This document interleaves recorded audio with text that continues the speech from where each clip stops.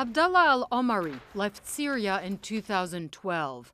After being forced to run from a conflict that was tearing his country apart, he found inspiration for a new series of artwork that would go viral online. Using these familiar faces, very accessible faces to the media, to a bigger, a most wider scale of audience, was a tool for me to talk about a more elevated idea, which is the vulnerability.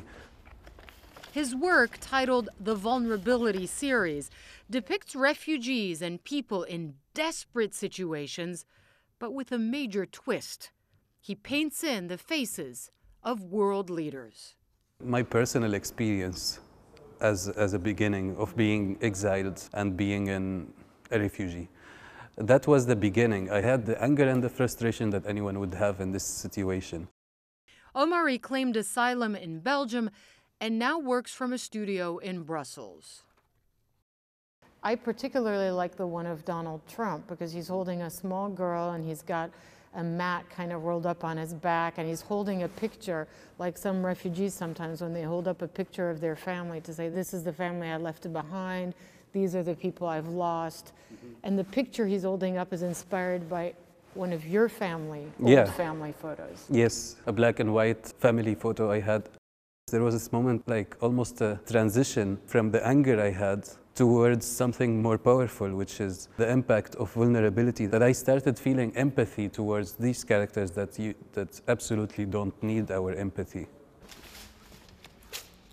What is your fantasy version okay, my of fantasy what version. Bashar al-Assad would think to himself if he saw your painting? If Bashar al-Assad would look at this painting, I'm very sure he would emotionally be triggered. He would look at himself in his eyes in this very vulnerable state, and he would think that, wow, how difficult that could be if I'm in that position. One of Omari's most powerful paintings was inspired by a photo that went viral in 2014. It shows people lining up for food in the Damascus district of Yarmouk, where Omari himself lived for the first 20 years of his life. These people were in the most horrible situation. They didn't have food to eat. They were eating grass. They were eating pets, their pets, so they can survive.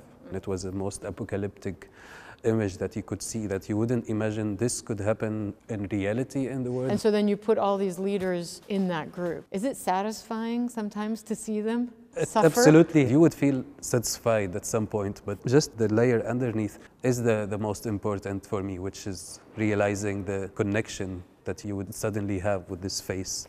I didn't want to humiliate any of them. It wasn't actually criticizing them, and it's very superficial for me to criticize political leaders in this case.